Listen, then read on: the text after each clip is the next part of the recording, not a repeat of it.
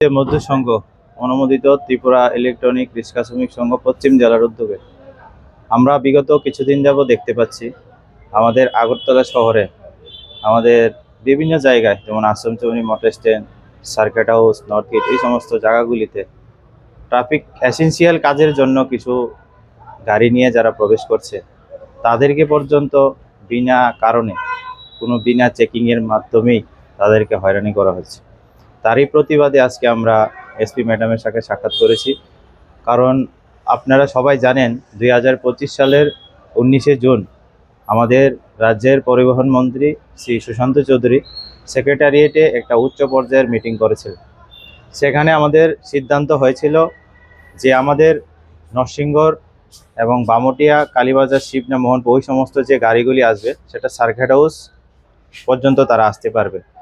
তারপর আমরা সংগঠনের থেকে দাবি করার পর সেটা রাধানগর পর্যন্ত করা হয়েছে। ড্রপ করে তারা আবার ওইদিকে চলে যাবে। কিন্তু এই জায়গাতে আসার প্রতি আপনার শালবাগান এবং আমাদের যে সার্কিট হাউসের ওইখানে ওদেরকে আসার সময় ওদেরকে ফাইন করা হচ্ছে, বিভিন্নভাবে ট্রাফিক পুলিশের দ্বারা হয়রানি করা হচ্ছে। আপনার এই সমস্ত দক্ষিণাঞ্চলের যে গাড়িগুলি আমাদের নাগেরজোলা পর্যন্ত যাওয়ার কথা, পারমিশন আছে ওদের, কিন্তু দেখা যাচ্ছে কি ড্রপ গেটে ওদেরকে ফটো ওঠানো হচ্ছে এবং এদেরকে চালান করা হচ্ছে। এখানে আপনার চন্দ্রপুরের যে ওই সাইডের জিরানিয়া চম্পকনগর থেকে যে গাড়িগুলি আসে ওরা চন্দ্রপুর বাস স্ট্যান্ড অব্দি আসতে পারবে, না হয়তো আপনার পুরান জেলখানা পর্যন্ত আসার কথা, কিন্তু ওদের যখন আসে আশ্রমচৌনিতে ওদেরকে আটকে ফাইন করা হচ্ছে।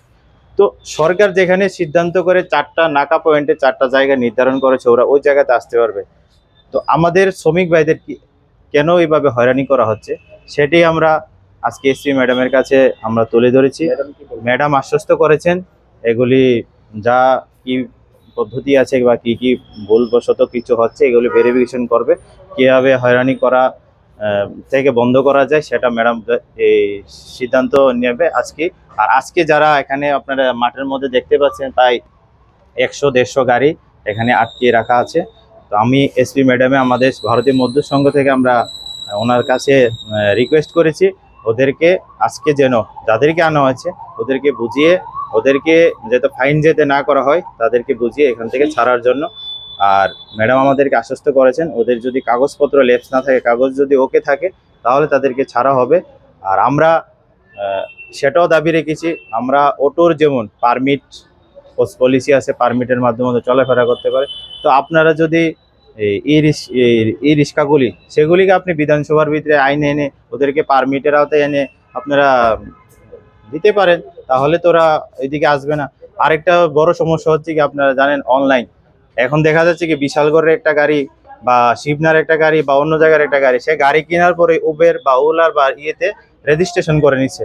তো আমরা রিকোয়েস্ট করেছি এসপি ম্যাডামরে যে উবের অথরিটি বা যারা আছে তাদেরকে ওনার মাধ্যমে জানানোর জন্য যে ওই আমাদের পশ্চিম জেলা থেকে যে অন্য ডিস্ট্রিক্টের গাড়িগুলি বা অন্য জায়গা জিরানি, মোহনপুরে যারা রেজিস্ট্রেশন করেছে তাদেরকে রেজিস্ট্রেশন থেকে সরানোর জন্য। আর যতদিন পর্যন্ত না এই সরানো হবে যাতে যারা আগরতলা শহরে যারা ক্যাব পরিষেবা দিচ্ছে তাদেরকে যাতে হয়রানি না করা হয়, তাদেরকে যাতে ফাইন না করা হয়, এটাই আমাদের আজকে দাবি দেওয়া ছিল, আমরা तुले धुरे। इस रथ यात्रा के पावन अवसर पर स्वर्ण कमल ज्वेलर्स लेकर आया है स्वर्ण वर्षा 1 जुलाई से 25 जुलाई तक। अपना पुराना गोल्ड उसकी प्योरिटी के हिसाब से कंप्लीट वैल्यू पर एक्सचेंज कीजिए। पाइए गोल्ड ज्वेलरी के मेकिंग चार्ज पर 30% ऑफ और डायमंड ज्वेलरी के मेकिंग चार्ज पर 100% ऑफ। हर परचेज पर अशोर्ड गिफ्ट्स भी और सिर्फ बिल अमाउंट का 25% पे करके अपना गोल्ड रेट आज ही बुक कीजिए। तो इस रथ यात्रा खुशियों के साथ बचतों की भी हो स्वर्ण वर्षा। स्वर्ण कमल ज्वेलर्स, विश्वास, गुणवत्ता और बेहतरीन डिजाइन का नाम। Terms and conditions apply.